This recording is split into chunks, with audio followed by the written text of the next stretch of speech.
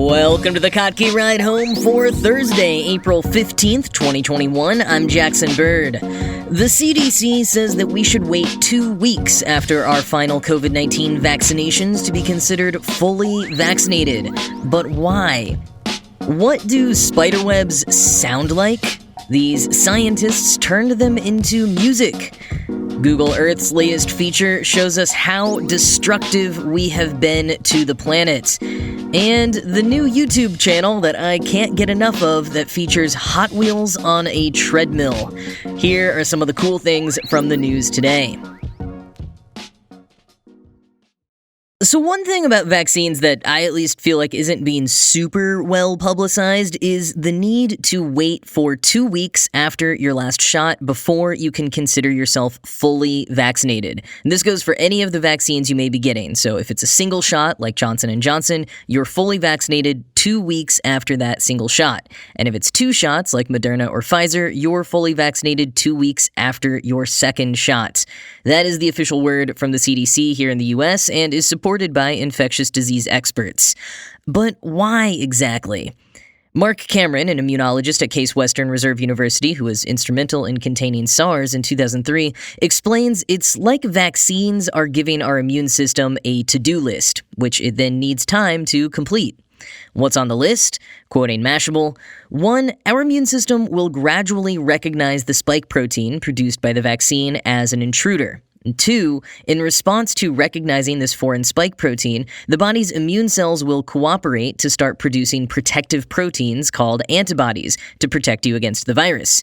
If you're infected, these antibodies bind to the spike proteins of the virus, making it difficult or impossible for the virus to bind and gain access to our cells. And when inside, the virus hijacks our cellular machinery to mass multiply. It's an effective parasite. It's around the 2-week mark that the immune system is producing antibodies at levels that block infections, said Cameron. End quote. As time goes on, more studies are showing how long this efficacy lasts, with a large-scale trial of the Pfizer vaccine showing antibodies still working well 6 months in. And immunity is not just about antibodies. There are other factors for us to be aware of as well. Quoting again, the vaccine also triggers other parts of the immune system to develop longer-term protection against the coronavirus. They're called memory T and B cells, and they have the ability to store the memory of the spike protein in our immune systems in case the virus enters the body again. They can react to later infections and start up the antibody construction again, explained Cameron, who noted that researchers are still investigating how effective this component of COVID immunity is and how long it might last. End quote. There's been a lot of talk for a while about the possibility of the COVID vaccine needing to be an annual one, like the flu shot, or at least requiring some kind of booster, like the chickenpox shot, whether for continued efficacy or to combat certain variants that are emerging. Just before recording, it was announced that Pfizer CEO Albert Bourla thinks it's likely we'll need annual COVID-19 vaccinations. This didn't seem to be based on any new data necessarily, but it is in line with what officials have been saying, including David Kessler, the Biden administration's COVID response chief science officer, who said today at the same event that we should expect booster shots to come. In addition to studying the durability of the antibody response over time, Pfizer began testing a third dose back in February. So again, this idea of a third or subsequent shots is not new information, it's just being publicized after a big event today. Now, regardless of how long antibodies last or not, we are very clear on how long they take to really kick in. Science communicator Ian Hayden shared a graph on Twitter based on a recently published study of antibody persistence in the Moderna vaccine that shows a dramatic increase in the virus-blocking abilities in that 2-week period following the second dose. You can see the graph for yourself at the link in the show notes. And Dr. Thomas Russo, the chief of infectious disease at the University of Buffalo, explained that for the 2-dose vaccines, your first dose is like a primer shot, and the second one is when your immune system really gets going and causes a surge in antibody production. He says the second shot increases antibodies tenfold. Dr. Vince Silenzio, an MD and professor in the Rutgers School of Public Health, makes this comparison, quote, "When Peter Parker gets bitten by a radioactive spider, he's not able to climb walls right away." End quote. It takes time for both radioactive venom and vaccines to pass through your body and do their work. Although Dr. Silenzio also reminds us that even Spider-Man isn't completely invincible. I mean, yeah, sometimes he doesn't feel too good. And likewise, we still need to remain vigilant after getting the vaccine and waiting the full 2 weeks. Variants are on the rise, and many people are still unable to get vaccinated, so avoiding large gatherings and wearing masks in public and around people at high risk is still the best practice. And I know it can be tempting to cut corners. If you're aware of how effective the 2-dose vaccines are after even just 1 dose, let alone waiting for the full 2 weeks after your second one, you might feel safe enough doing things you didn't before. But when everyone decides to cut corners, that's how we end up increasing transmission and increasing the risk of more variants being created that the vaccines are less effective against. As Mashable says, quote, "Waiting for the vaccines to kick in is crucial because infection numbers remain high in the US, with extreme outbreaks in certain places like Michigan. And when the virus makes people seriously ill for weeks at a time, it continues replicating by the millions and inevitably mutating. That's how potentially more transmissible, partially vaccine-resistant coronavirus variants form. We're giving this virus plenty of opportunity," warned Cameron. "Vaccinate and wait," he emphasized. End quote.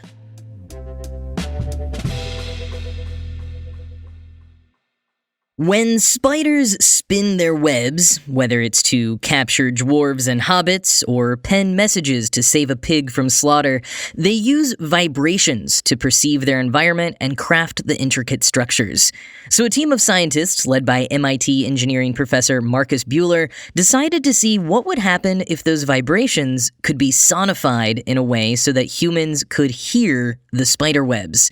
Quoting Vice, "Much like how visualization presents data in digestible charts and graphs, sonification translates data into interpretable sounds.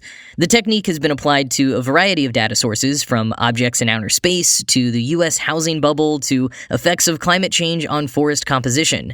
But sonifying the structures of spiderwebs was a particularly fitting choice because spiders rely on sound and vibration to understand their environment," Buehler said. "They're essentially blind, and so the way they experience the world is actually through vibrations, either through the web as a giant receptor of vibrations or by communicating with each other. They look for mates by tapping on the floor," he said. Working in the range of sounds that can be heard by the human ear, Buehler and his team used the physics of spiderwebs to assign audible tones to a given string's unique tension and vibration. Summing up every string's tone created an interactive model of a web that could produce sound through manipulation or VR navigation. End quote. And they have a number of videos on their YouTube channel where you can hear different ways they produced the sonification, some showing VR walkthroughs people did where they're actually going through the spiderweb producing sounds as they go. Here is a listen to one of those.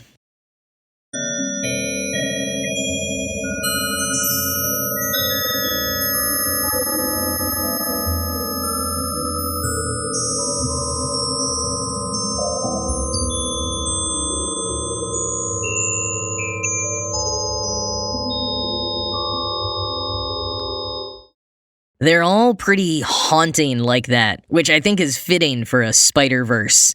Buehler says of the sound, quote, "You hear something that in the beginning sounds quite dissonant for the human ear, but after you spend some time in the web, it becomes strangely familiar," end quote. And he says that if you listen long enough, like during an immersive concert of the sort he and his colleagues used to hold pre-pandemic, ordinary music can sound kind of weird for a little bit afterwards.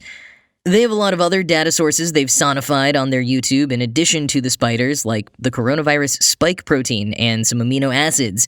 But they're focusing on the spiders for now and have some lofty goals. Buehler plans to generate spider sounds with AI, play it to real spiders, and gauge their reaction, leading up to his goal of eventually communicating with the spiders. Based on what spiders have had to say for themselves in various books and movies over the years, I'm not sure how well that'll go. But, I mean, hey, maybe we'll end up with a nice Charlotte's Web or James and the Giant Peach kind of situation. We can hope.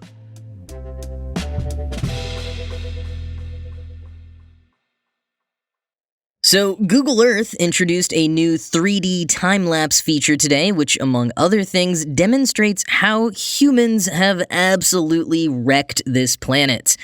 The interactive tool, called Timelapse, one word, goes back 37 years, fittingly beginning in 1984, and shows any place on the globe. After hitting the Voyager tab in Google Earth, shown as a ship's wheel, you can watch time flick by 1 year per frame, and you can move the camera's position as it runs through time. You can also select one of Google's guided tours, which show stark visualizations of forest change, warming temperatures, mining, urban growth, and more. Quoting Wired, "The project is a result of collaboration between Google, NASA, the U.S. Geological Survey, the European Commission, and the European Space Agency. The interactive video combines satellite imagery from NASA's Landsat program and the EU's Copernicus project, both of which are intended to provide near-continuous imagery of the surface of the planet. Those resources, all mashed together, result in a staggering amount of data. Google says the time-lapse feature draws from 20 petabytes of satellite imagery combined to create a 4.4 terapixel video, that's 4.4 million megapixels, that maps to the surface of the globe. Google says this new 3D time-lapse is a way to provide more context about the ways humans have affected the Earth. In the company's featured time-lapse videos, shorelines shift, glaciers recede, ice caps melt." End quote. Rebecca Moore, director of Google Earth Engine, and Google Earth Outreach, said, quote, "It's not about zooming in, it's about zooming out. It's about taking the big step back. We need to see how our only home is doing." She additionally said, quote, "The time-lapse distills that enormous archive of satellite data into an easily understandable picture of our changing planet. It makes the abstract concrete, and we hope that this can ground everyone in an objective, common understanding of what's actually happening on the planet and inspire action." End quote. It does demonstrate the effects of climate change in a very stark way, that's for sure. And if you're having a little trouble loading Google Earth on your computer, as I often do, The Verge has some select GIFs of melting glaciers and shrinking shorelines in the article linked in the show notes.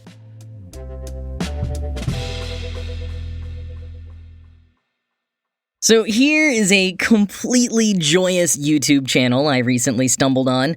Longtime listeners may remember almost a year ago now when I shared one of my favorite YouTube channels / communities, Gels Marble Runs. It's basically super high production value marble racing with intricate obstacle courses, a complex system of leagues and competitions, and a huge devoted fan following.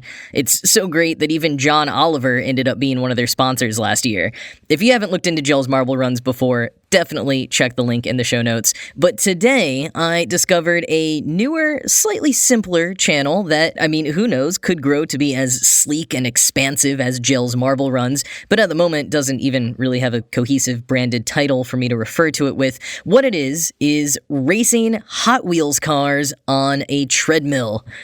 And it's amazing. The channel is run by real estate agent Steve Wilkins, and in fact, many of the older videos on the channel are showcasing various properties.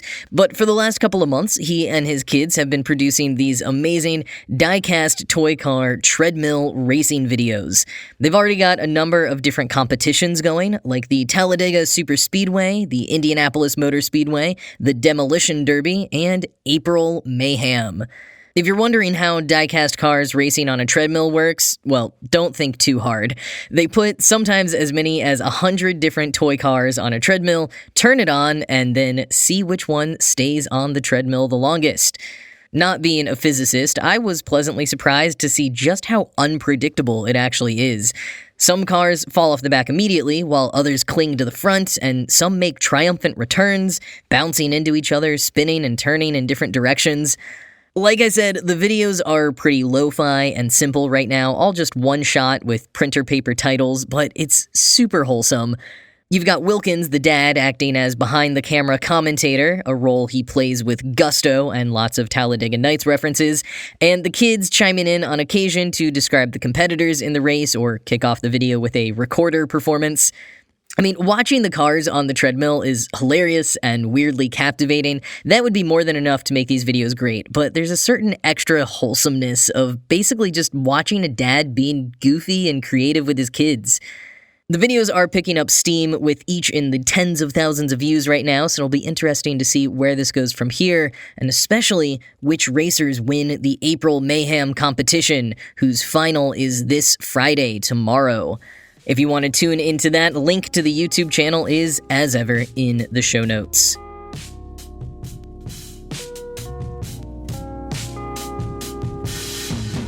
So it's kind of a little too late to be sharing this, but it is happening again next week, so keep this on your radar. Scott Duke Commoner has turned his Commoner's Conundrums column on Bloomberg into an escape room. Yes, the text column is being billed as an escape room. The article is called, "Can You Escape This Column?" He posted the initial article with clues earlier this week, and Bloomberg shared a series of tweets earlier today adding to the clues, with many people referring to the thread itself as an escape room. To escape the column, you have to find 3 keys, each in the form of a pair of words. Quoting the column, "Putting those words together will reveal the way out. Once you escape the path, it will lead you to a secret location, the name of which is this week's answer." End quote. If you figure it out, you're supposed to email a provided address at Bloomberg before midnight Eastern tonight, April 15th. But again, if you are listening after that time, they say they will be doing another escape room-style puzzle on April 18th, so if this is your kind of thing, check it out. Virtual escape rooms have been surprisingly fun during the pandemic, but this one is free, so why not give it a shot? Link in the show notes. But that is it for today. As always, this show was produced by Ride Home Media and Kottke.org. I'm Jackson Bird, and I will talk to you again tomorrow.